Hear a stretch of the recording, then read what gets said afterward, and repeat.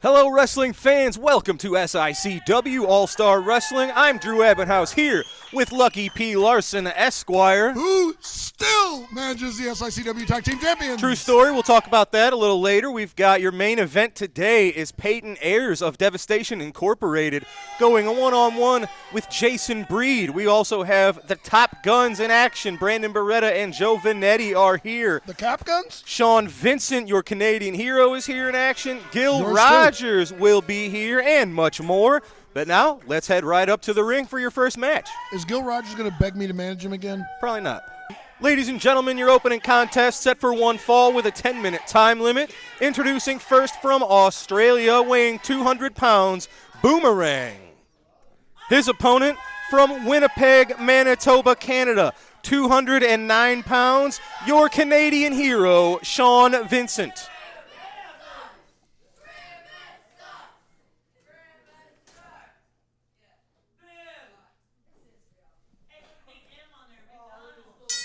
Your opening contest is underway. Referee Bill Henson calls for the bell. Now, I will point out the obvious because it happened yet again. Because the fans of SICW have the combined IQ of a peanut.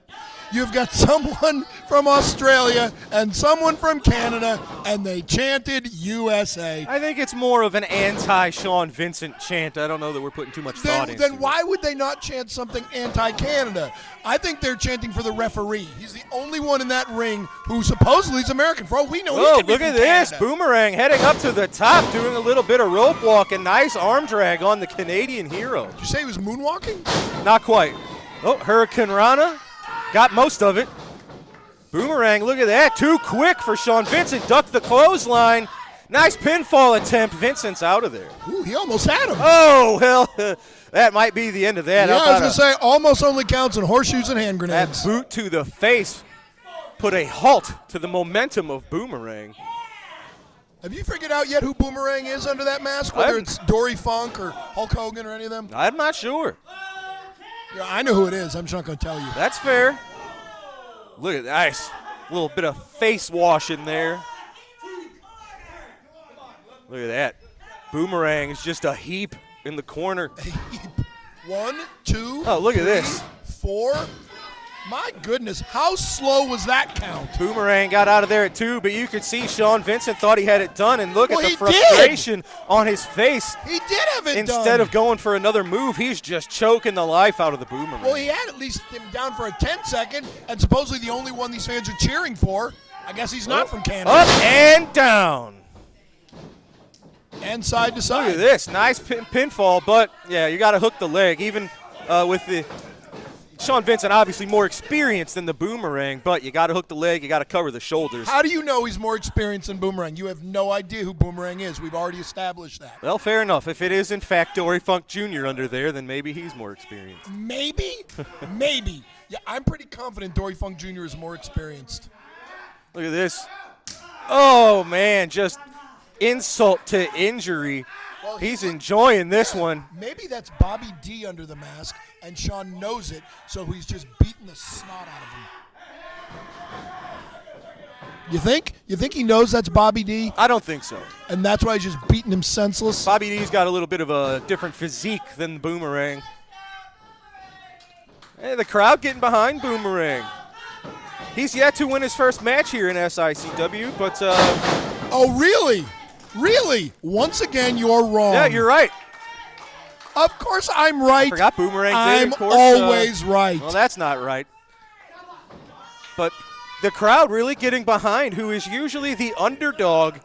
Vincent, oh, man, that Canadian Valley driver. That is it. 1, 2, 3. Are you going to say how that was loaded, too? I don't think it was. All right, see? Look at this. Fair and square. Sean Vincent, he got it done. Death Valley driver getting the hand raised. Your Canadian hero, victorious on All-Star Wrestling. That is a Canadian driver, not a Death Valley driver. All right, ladies and gentlemen, we're going to talk about some of the events that occurred recently in Belleville, Illinois. The main event of the show was the LA Hustlers defending the SICW tag team titles against the team of the Big Texan and Bobby D. It seemed like Bobby D and the Big Texan were this close. They had the titles within their grasp. Out of nowhere, the Canadian hero, the man we just saw, runs out from the back, jumps Bobby D, getting the Hustlers disqualified, but most importantly, stopping Bobby D and the Big Texan from becoming the champions. It became a huge brawl between Texan, Bobby, the Hustlers. It was a melee, a Donnybrook, as our friend Larry Matisick used to say, and who knows how that's all going to play out. We also saw when Gary Jackson was in the middle of his match against Kowalski, a masked man, a mystery man, came out of nowhere. Brutal attack on the Night Train, Gary Jackson. This masked man laid out Gary Jackson, hightailed it right out the front door, was never to be seen again. We don't know who it was. Gary doesn't know who it was. He knows what he thinks it was, and that is Attila Khan. Hasn't been proven. That's what Gary Jackson thinks. And Gary Jackson wants the suspension on Attila Khan lifted. He wants to get a little bit of revenge. And as a result, Herb Simmons gave Gary Jackson his wish, and the suspension on Attila Khan has been lifted.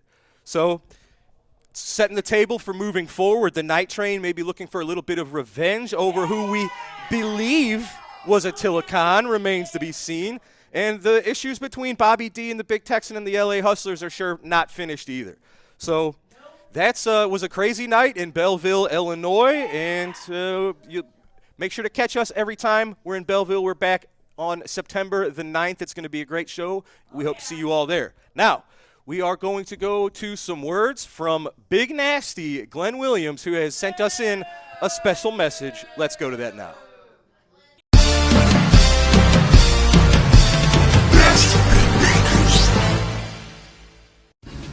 To quote the great LMFAO, when I'm on the beach, I'm in a Speedo trying to tan my cheeks.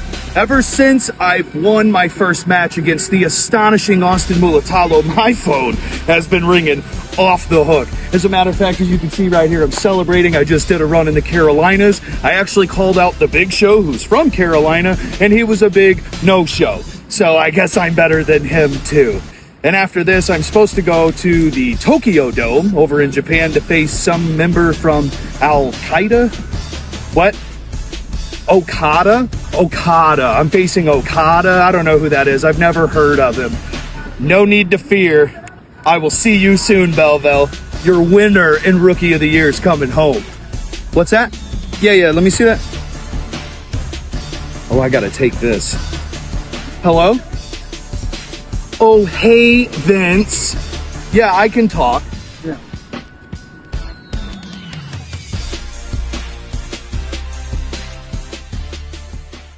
All right, ladies and gentlemen, that was Big Nasty Glenn Williams. There's only one.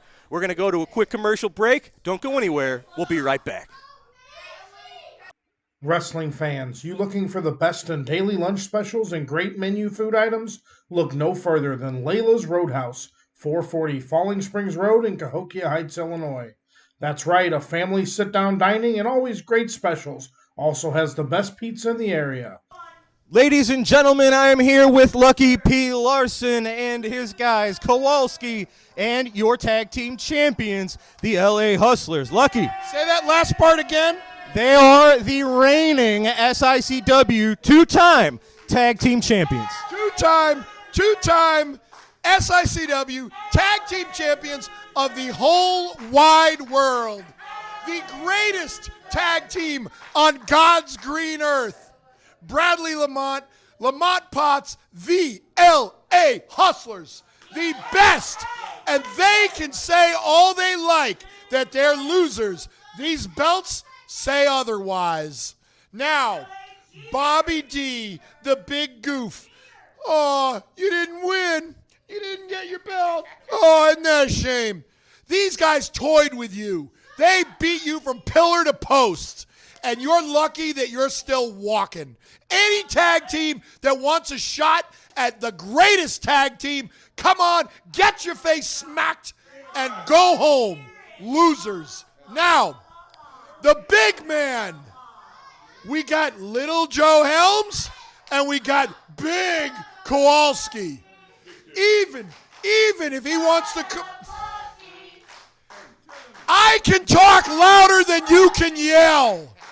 Now, even if he were big Joe Helms, he's still nowhere near as big as Kowalski. It would take 10 Joe Helms to equal 1 Kowalski. And when they go 1-on-1, it may be the last time you ever see Joe Helms in this business. Now, anybody else that has a problem with us, whether it's Curtis Not So Wild and his toothpick, or it's Jason Breed, or it's Gil Rogers, anybody else, anybody that wants a shot at the Dogtown Underground, we're not hard to find. We are the ones with the gold. We're the ones with the biggest man in wrestling, and we're the ones with the smartest brains in this business. Don't like it? Do something about it. Ladies and gentlemen, strong words. Lucky P. Larson, the Dogtown Underground, your tag team champions, a force to be reckoned with here in SICW. Well, ladies and gentlemen, it's time for our next match. Let's go to the ring. Ladies and gentlemen, this contest is a tag team match set for one fall, 10-minute time limit. Introducing first from Turner, Kansas, weighing in at a combined 450 pounds, Billy Joe and Johnny Joe Black. I think that's Jack Black. Look. Their opponents from St. Louis, Missouri, 464 pounds, Brandon Beretta, Joe Vanetti, the Top Guns.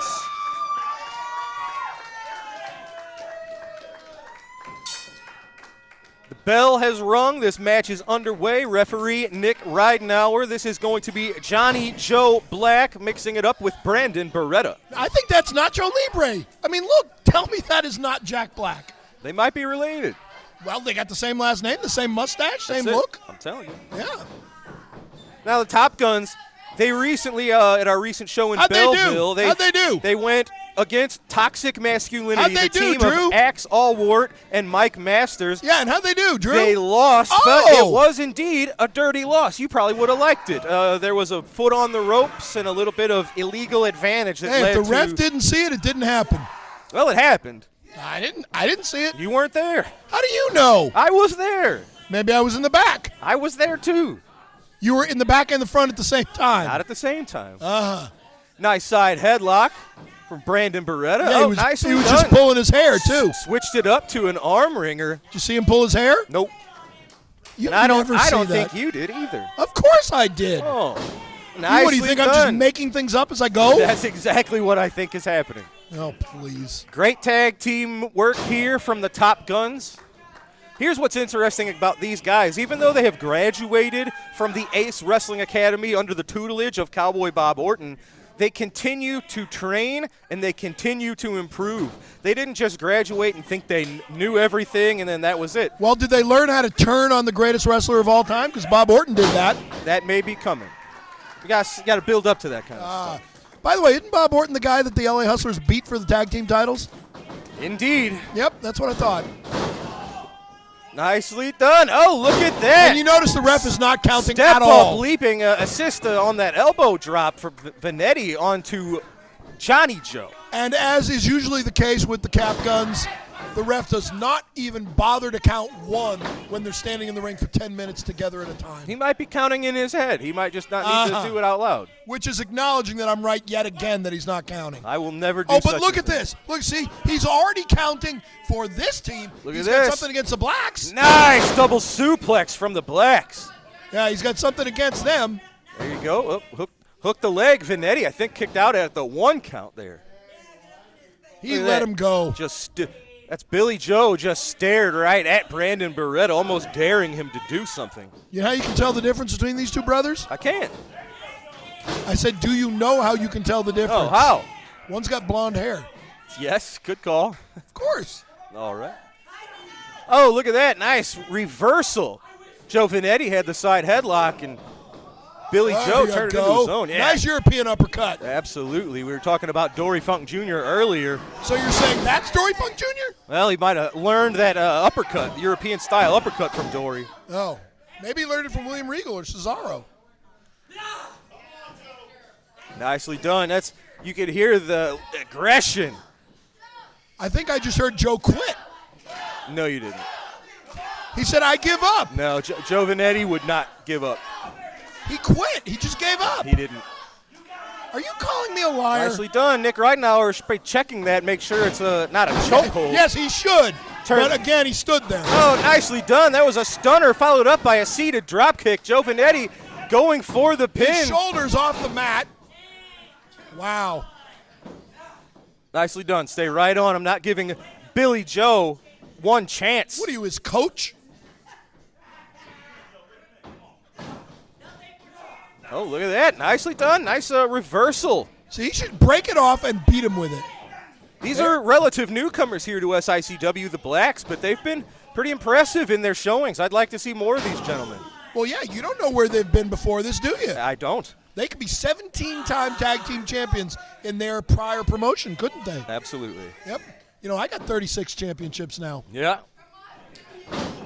Nice arm drag gets Joe Vanetti out of a dangerous He situation. pulled the tights. Make it 2. He pulled the Followed up by a tights. drop kick. Yeah, a little indecision there. Well, yeah, I think he was going for a pin, but Billy Joe, was getting out of there. See? Tag And 2, now he's running Beretta. from the fire. Look at this, double team from the Top Guns. Oh, clothesline. That was a close fist. Sends Billy Joe to the mat just for a 2. I thought that might have got it done, but Billy Joe, And he's a as tough usual, one. you're wrong. Do you ever get tired of being wrong? See, I don't ever get tired of being right.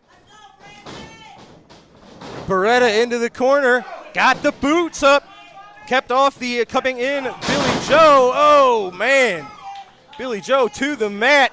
I think the Top Guns, they think they got this under control. Look, going and the ref for not that counting rocket again. launcher And the that ref they've does used to nothing. great success, and it's successful yet again. Brandon Beretta, Joe Vanetti Unbelievable. with the rocket launcher, picking up the win over the Blacks here today on All-Star Wrestling. Why don't you call that the six-man Now, championship? Ladies and gentlemen, at this time, I'm going to go to the podium and try to get a few words from Mr. Beretta and Mr. Vanetti. Why don't you ask them how much money they pay Nick Ridenour to never count when they do that move? Wrestling fans, I am here with the recently victorious Top Guns, Brandon Joe. Congratulations on your big win.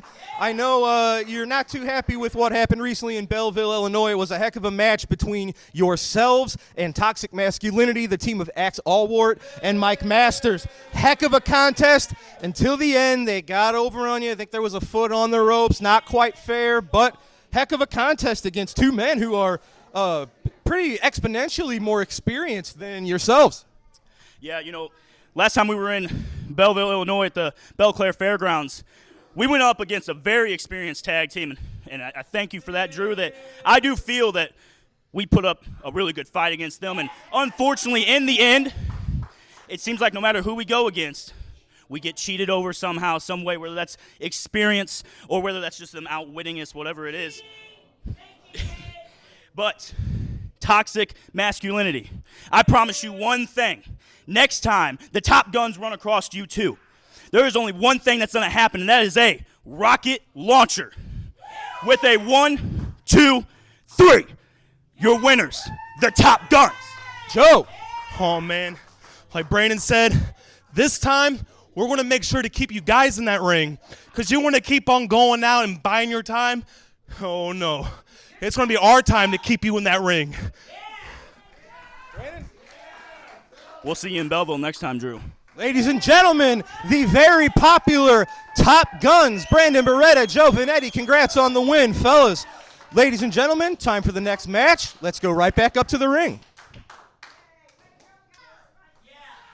Ladies and gentlemen, this contest set for one fall, 10-minute time limit. Introducing first from San Francisco, California, 210 pounds, Sean Douglas. His opponent is from Cedar Rapids, Iowa, weighing 210 pounds, Gil Rogers.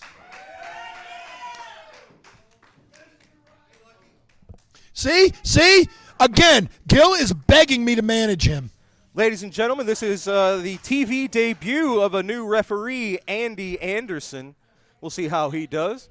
Should be a clean-cut match here with Gil Rogers. That does not at all look like Andrew Anderson. Andy Anderson. But you notice Gil Rogers, of course, was once again begging to manage me. That I don't think would ever happen. Of course it did. Nice, strong collar and elbow tie-up. Rogers and Douglas. Look at this, just a fight here. These are two men weighing about the same. Yeah, but one has redder tights. And I like red. He certainly I do does. give him that. He does have, that going for him. Maybe, there's a semblance of intelligence there because he does keep begging me to manage him. That would never happen. Gil Rogers would never, ever ask you to manage him. There is an incredible experience gap here. Gil Rogers has been doing this for over 20 years. Sean Douglas hasn't even been alive for 20 years. Now, how do you know that? Have you seen his driver's license? I talk to these people. People talk to me. They like me. Maybe he lied to you. Have you ever thought of that? I'm a lawyer. People lie to me all the time. I believe that. They would do that even if you weren't a lawyer. No. Then they'd get in trouble. Sean Douglas is another of these youngsters who's been training at the Ace Wrestling Academy. Oh, bro. He gets better each and every time. So has he learned how to turn on his mentor? Nice shoulder block sends Douglas to the mat. Look at that. He kicked right out. He didn't even wait for a count. This is a quickly paced match. Yes, I will say that. Heck of a match. And I like these sort of competitions. You have someone like Gil. These veterans sometimes can rest on their laurels. They think, they're experienced, but it's wrestling these new talent that help the older guys get better. You don't know what kind of new tricks Sean Douglas might have to show Gil Rogers. Well, if he learned from Bob Orton, he knows how to turn on people. Have I mentioned that? Meanwhile, Gil Rogers has a stupid name. I don't like the name Gil. Why not? I don't know. It reminds me of somebody I went to religious school with when I was a kid. All right. Sean Douglas out at 1. I've been very impressed with this Sean Douglas.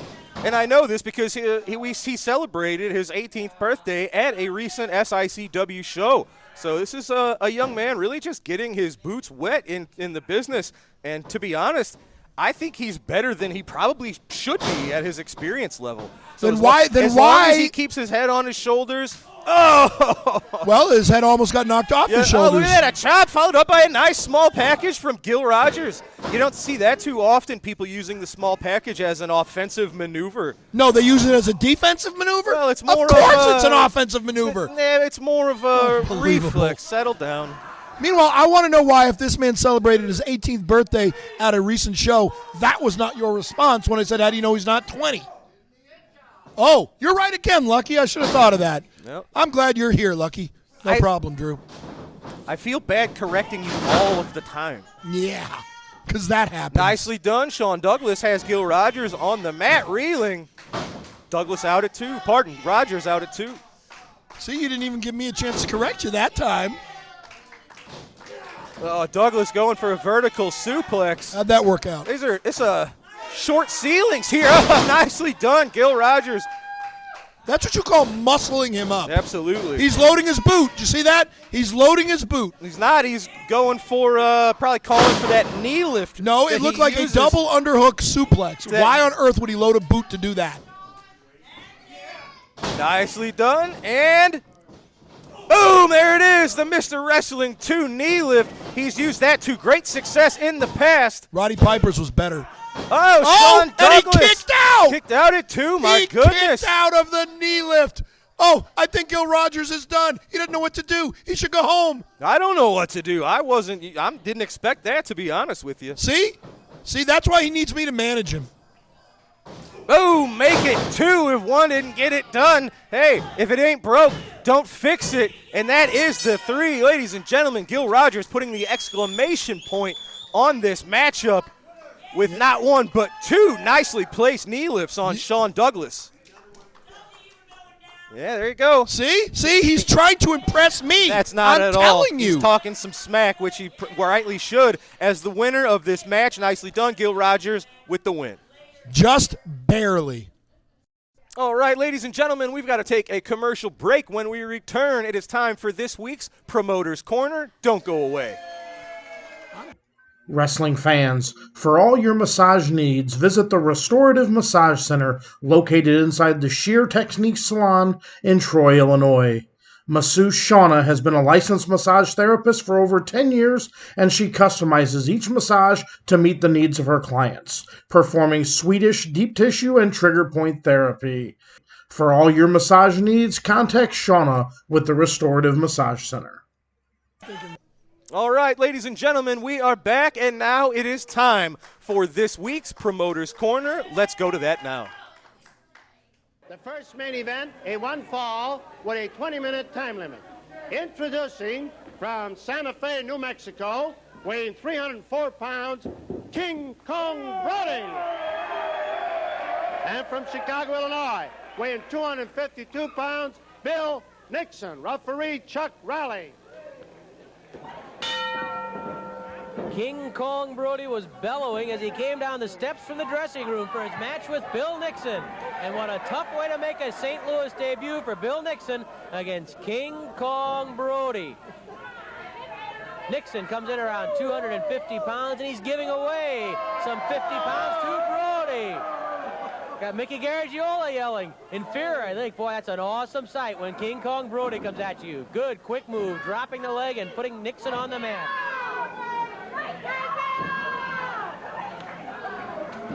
Brody twisting the leg of Bill Nixon. This man is one phenomenal athlete, King Kong Brody, 6'6", about 304 pounds. Bench presses over 500 pounds, squats with 700 pounds, and yet still can do drop kicks. Actually, Brody broke cleanly. Of course, Chuck Riley, the referee, made sure he got in between Brody and Nixon. Controlling King Kong Brody is a very difficult task. Brody counters with an armbar. And Brody trips Nixon. Don't kid yourself. He may be a little wild, even a little crazy sometimes, but Brody can wrestle. Not using muscle right there, just good wrestling. Tripping down Nixon. King Kong Brody with an armbar on Bill Nixon. I wonder if he'll be able to put Andre the Giant on the mat like that. As big as Brody is, he'll give away 11 inches, 170 pounds when he steps in the ring against Andre the Giant. But Brody demanded the match with Andre. He absolutely demanded it. I tell you, Andre the Giant better be ready when he throws that drop kick, because this guy can really throw it at you. There's a lot of weight coming at you. Brody with a flying mare. And a stomp to the head of Nixon. Another kick to the head of Bill Nixon by King Kong Brody, who then pulls and twists the head of Nixon. Brody is upset about what has been happening in St. Louis. He points out he's beaten Jack Briscoe, he's beaten Pat O'Connor, he's beaten Ox Baker, he's beaten Ted DiBiase, and still he can't seem to get another match with the World Heavyweight Champion Harley Race. That is why Brody demanded the showdown with Andre. He says, I will prove myself against the biggest, the strongest of them all. That's why Brody wanted, and that's why Brody has Andre the Giant. One-on-one, head-to-head. Brody puts Nixon in the corner. Chuck Riley trying to get Brody back. Brody pounds on the head of Nixon with that forearm, driving the forearm across the skull of Nixon. Brody pounding on Nixon. Brody yanks Nixon out of that corner and whips him across the ring, manhandling a 250-pounder. Brody with a forearm to the rib cage. Brody pulls Nixon's head forward into a front face lock. Is it a strangle? It's hard to tell, just to get around the big burly arms of Brody to find out if the throat is clear. Brody just turns Nixon around easily.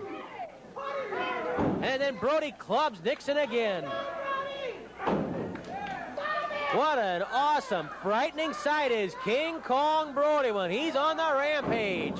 Nixon is clubbed to the mat by Brody. Brody with a kick to the jaw. Another kick to the head by King Kong Brody. So far, he's running roughshod over Bill Nixon. Oh, one arm body slam by Brody. He really lifted him with just one arm and slammed Bill Nixon. Brody stalks the ring as Nixon tries to get his breath back after that body slam. Kick to the head by Brody, dishing out the punishment. Almost nobody can produce mayhem like King Kong Brody. The question is, how will Andre the Giant stand up against it? Brody with a kick to the stomach levels Nixon. It's all King Kong Brody right now. The forearm smash across the top of the head again. Nixon throws a smash against Brody. Brody just stands there. Nixon hits Brody again, and Brody just takes those forearm smashes. Look at Brody. Nixon not quite too sure what to make of it. Brody gouges the eyes. Flying mare by King Kong. Flying knee drop by Brody. 5 minutes have elapsed, 15 minutes left. Oh, Brody could have pinned him. Brody could have pinned him, but he just wasn't satisfied. He wanted to dish out more punishment yet to Bill Nixon. This Brody is something else. He's as big and strong and mean as anyone who has ever stepped inside a St. Louis ring. Brody clouts Nixon. Brody again lifts Nixon, has him up 6.5 foot in the air and slams him. Brody poises, leaps to the air and crushes Nixon. The giant knee drop by King Kong Brody, and King Kong Brody absolutely overwhelms, crushes, dismantles Bill Nixon. Brody, the man who can try those tactics against Andre the Giant. King Kong Brody, the winner. Here's Mickey. In 5 minutes and 46 seconds, when he dropped the winner, King Kong Brody.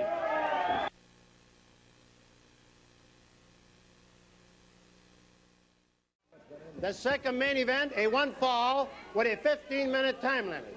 Introducing from West Memphis, Arkansas, weighing 265 pounds, Larry Wright. From Edmonton, Canada, weighing 275 pounds, a former world's champion, Gene Kaniski. There we go. There were quite a number of cheers when Gene Kaniski, Big Thunder, was introduced. Kaniski bouncing off the ropes, trying to throw Wright out of synchronization, get him a little off balance. Kaniski goes behind Larry Wright, wraps up the head, ties up the arm, goes into a wrist lock. Big Thunder, Gene Kaniski, who held the World Heavyweight Championship more than 3 years. Kaniski drives a chop across the throat and chest of Larry Wright. He looks in great shape, doesn't he? Kaniski, good move there, hooking the arm. Beautifully done by Gene. 6'5", 275. A whirlwind inside the ring, a whirlwind outside the ring. Whirlwind anywhere you want to meet this guy. Oh, I thought he was... Larry, I thought he was coming right at me. He comes right at me, and I was going to lay one on me, and he says, "How's your rich brother?" That's Gene Kaniski, boy. Good move underneath, rolling right into a cradle, but coming up with the arm again, and an arm bar by Gene Kaniski. Look where he put the knee, right inside the chin. Puts the hand across the jaw. Look out, Larry Wright. Kaniski pounds on Wright and rakes the Buddha across the forehead and eyebrows of Larry Wright. Gene has an interesting philosophy about the rule book. He says, I don't abuse it, I use it. He knows where every loophole is. Kaniski forces Wright down to one knee with an arm bar. Talk about good big men, people like Andre the Giant and King Kong Brody. Here's another good big man, Gene Kaniski. He whips that arm down, pulling Wright down, jerking the shoulder right out of the socket if he can. Kaniski twisting the arm of Larry Wright. Double wrist lock. Wright carried over. Head scissors by Kaniski. Like all the good ones, all the great ones, Kaniski can wrestle as well as get rough. Wright trying to kick his way out of the head scissors. Finally manages to do so, but did you see how quick Kaniski was on his feet? By the time Wright got up, Kaniski was ready and waiting. Wright goes to hammerlock on Kaniski. Kaniski hooks the leg. Nice leg drop by Gene Kaniski. Fine move by the former world champion and former Missouri state champion. When you talk about leading contenders for either honor, the world title or the Missouri title, you put Gene Kiniski right at the head of the list. Full Nelson by Larry Wright on Kiniski. Kiniski trying to muscle his way out. Look at him lift right off his feet and breaks it simply by lifting right off his feet, flexing the neck and pulling the head forward. Kiniski circled. Knee to the stomach by Big Gene and then drives the fingers into the throat of Larry Wright. Referee Lee Warren warns Kiniski about using those stiffened fingers into the windpipe. You know, we mentioned the Missouri State champion Dick Murdoch. And on this upcoming program where Andre the Giant will square off with King Kong Brody, where there's also a 16-man Wrestle Royal, promoter Sam Muchnick would like to sign the Missouri State champion Dick Murdoch to defend the title against Dory Funk Jr. as you watch that fine rolling toe hold by Gene Kiniski. The problem on signing Dory Jr. against Murdoch, Dory Jr. signed, sealed, and delivered. He'll be there. But Dick Murdoch's a little bit more surly and uncooperative than usual. He's pretty uncooperative to begin with normally. But he seems to be pouting after his loss of a very tough match to the world champion Harley Race. A bloody match. Race was bleeding and in a lot of trouble, but he managed to trap Murdoch with a front-rolling cradle and thus save the gold belt and World Heavyweight Championship. The question is Murdoch trying to avoid a match with Dory Funk Jr.? Is he just being difficult because he's upset? You never know with Murdoch. He's involved in so much controversy. He's so blustery, controversial, belligerent. At any rate, that's a story we'll have to watch in the coming week as Sam Muchnick tries to pin down Dick Murdoch to defend the Missouri State title against former world champion Dory Funk Jr. Kiniski has both arms tied behind Wright, really a type of surfboard hold. You can see how he's putting pressure into the shoulder of Larry Wright. Wright trying to get his leg on the bottom rope. It's an unusual way to apply, I guess, a surfboard hold you would call it, because that's really how the arms are. Now Gene goes behind Wright in a more conventional surfboard. Look how he lifts Wright up. Just pulling him around the ring. And then Kiniski sticks his foot in Wright's back, knocks him clear across the ring, and Wright's head hits the turnbuckle. And now Kiniski and Lee Warren are in an argument. Warren saying you gained that hold while the man was in the ropes, and that's why Lee Warren wanted it broken. Wright staggering. Arm drag by Kiniski. Then an arm stretch by Big Thunder. Really, at this point, Kiniski's just out wrestling Wright. He really hasn't had to rely on too much rough stuff. 5 minutes have elapsed, 10 minutes left. Larry Wright tries to come to his feet while trapped in the arm stretch of Big Thunder, Gene Kiniski. Maybe Wright can walk out of it. If he could bring that boot over, he might be able to kick Kiniski in the head. But Kiniski has too much balance. He throws Wright back down, and Lee Warren gets a count of one on the shoulders of Larry Wright. Kiniski stretching out the arm of Wright. Can't get over the fine condition that Kiniski's in. Boy, he is trim. Moving very quickly. Easy to see why he's in a main event every night throughout Canada. Pacific Northwest, Seattle, Portland. He's main event there throughout Japan. He's always in demand in Japan. If they could, those Japanese promoters would sign Kiniski for a year contract, keep him there all the time. Wright kicks his way out of the arm stretch and gets kicked in the stomach for his trouble. Kiniski is angry, and Big Thunder knocks down Wright.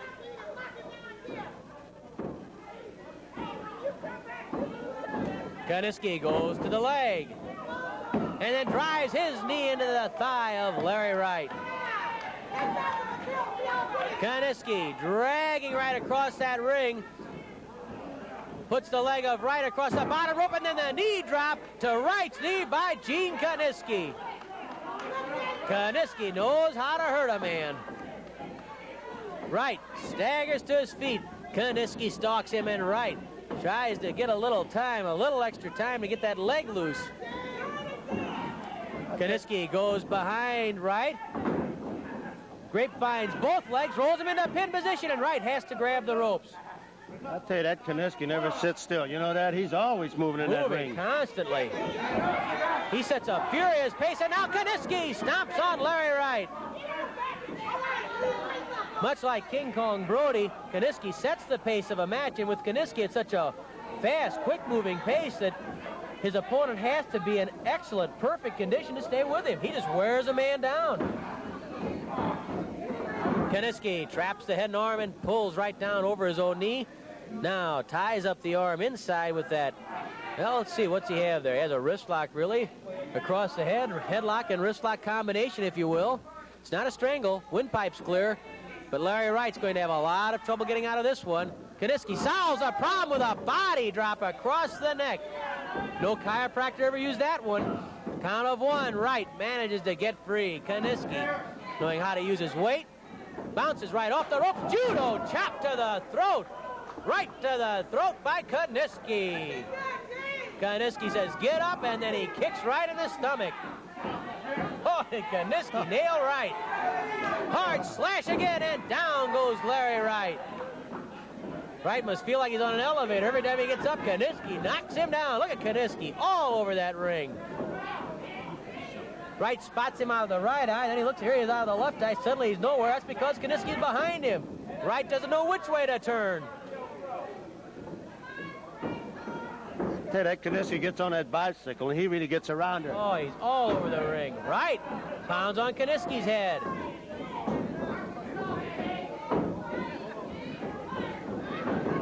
Kaniski trying to pull the head out.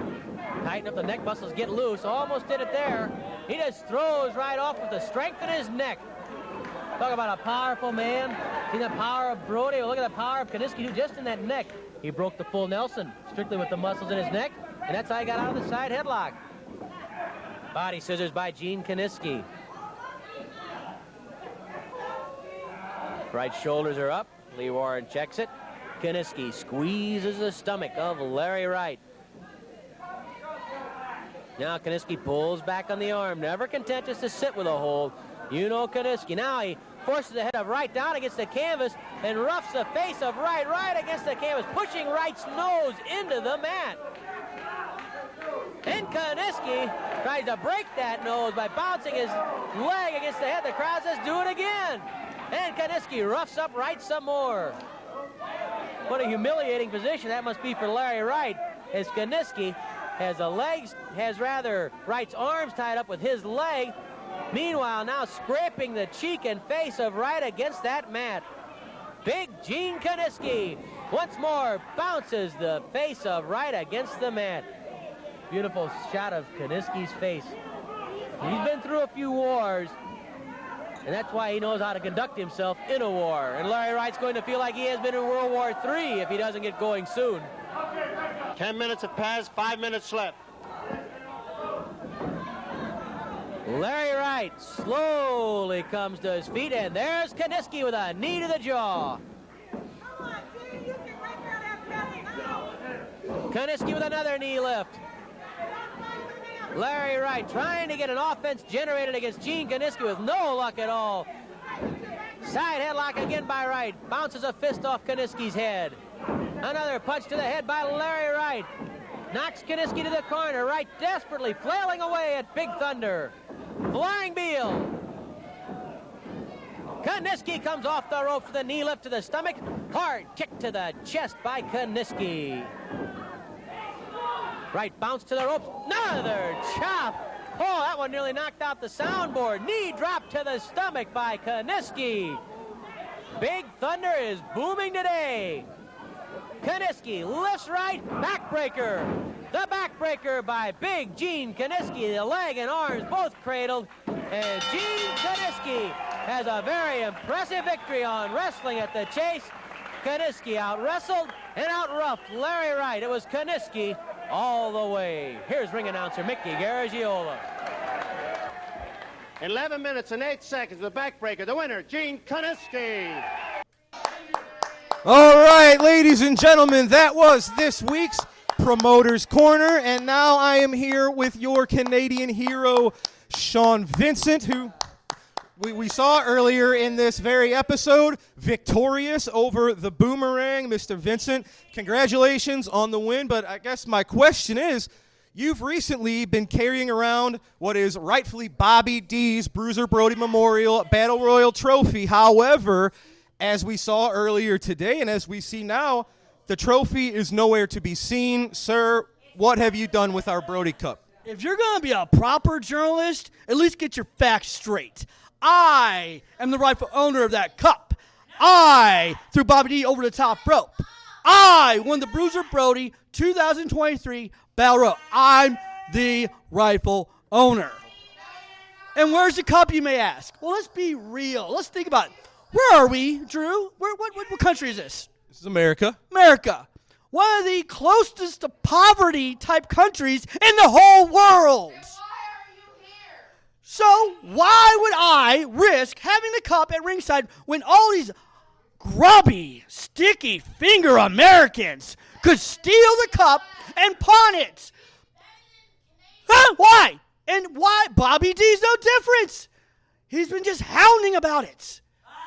Wanting it back. Wait, what back, Bobby? It's mine. All mine. And you're never getting it back. It's safe. It's in a safe place. You know where?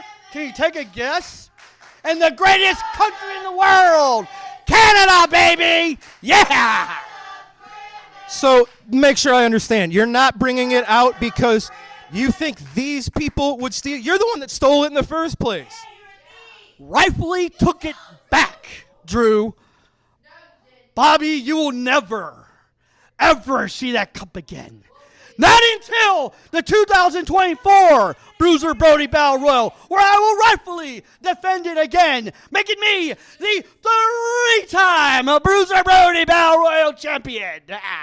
Well, that remains to be seen, ladies and gentlemen. Hopefully we can find the whereabouts of the Brody Cup. Hopefully it's safe. We don't know where Glenn Williams is. He might be the guardian of the cup, as he's been calling it. I know I don't like it. You didn't win. You're not the rightful owner of the cup.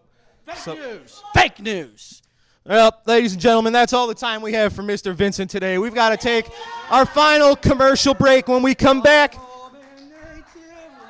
it's time for your TV main event.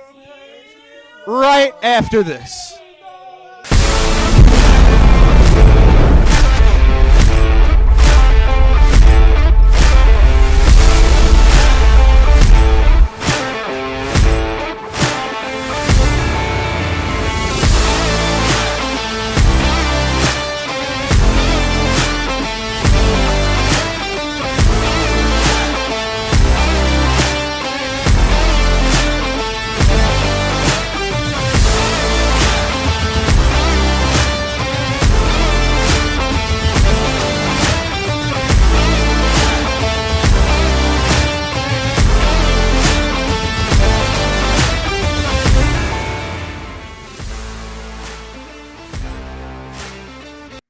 Wrestling fans, there's nothing better than barbecue and wrestling. When you're hungry, stop by Mr. Barbecue with 2 locations to serve you in Columbia and Waterloo, Illinois. Great barbecue, cold beverages, and SICW wrestling. Ladies and gentlemen, it is time for your TV main event. Set for one fall, TV time remaining. Introducing first, accompanied to the ring by the Merchant of Violence, Stephen E., currently residing in Cairo, Egypt at 315 pounds, representing Devastation Incorporated, Peyton Ayers. His opponent from St. Louis, Missouri, 242 pounds, Jason Breed.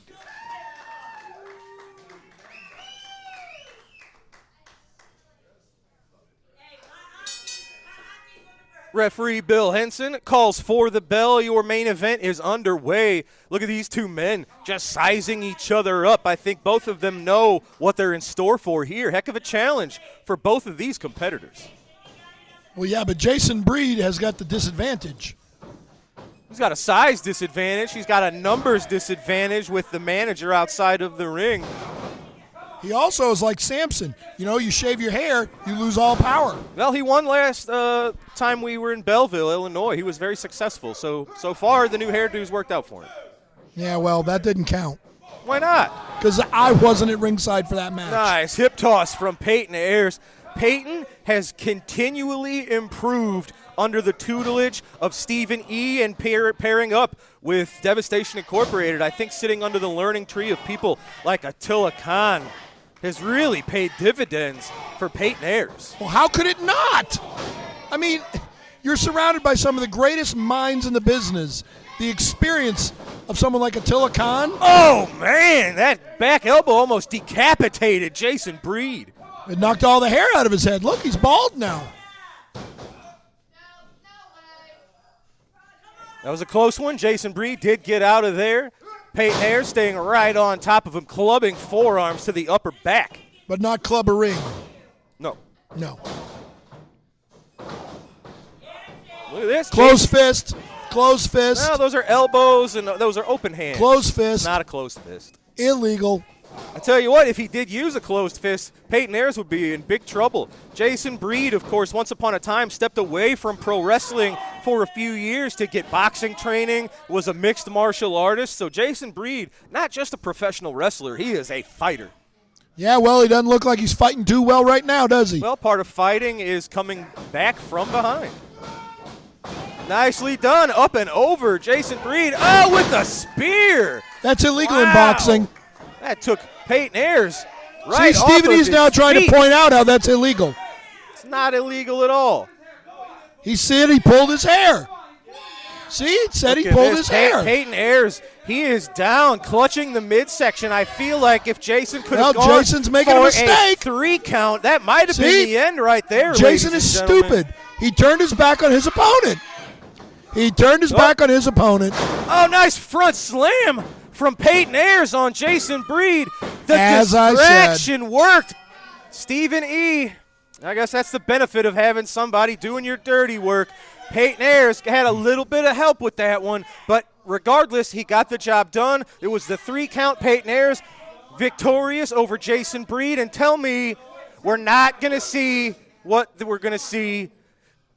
We've seen in recent months, they've put these foreign flags over the fallen bodies of their foes. It's disgusting. It's First anti- Amendment. Well, It's freedom of speech, no. and it's Jason Breed's own fault. Yeah, fight out of there. Jason Breed, he's not going to have it. Absolute disrespect. Insult to Oh, look at that. Stephen E. There you Look go. at this. He's actually getting physically involved. We very rarely see Stephen actually Oh, get look at shit that. in the ring. There's Another front What a good slam. tag team. Still not the LA Hustlers, but not bad. Let's see him Peyton fight out of it Ayers now. Just dominating Jason Breed. Look at Stephen E. said There we're you getting go. paid. He's absolutely disgusting. First Amendment, An Drew. insult as a wrestler, as a man, as an American. Absolutely disrespectful. First Amendment rights. Well, freedom of speech. Regardless, Peyton Ayers, with a little bit of help, did get the pinfall victory Wait a over minute. Jason Breed. Did Stephen E. touch Jason Breed? Absolutely not. He never touched him. Jason Breed took his eyes off the ball. He's dumb. Ladies and gentlemen, I'm a little disheveled. I don't like what we just saw, but it was a great episode.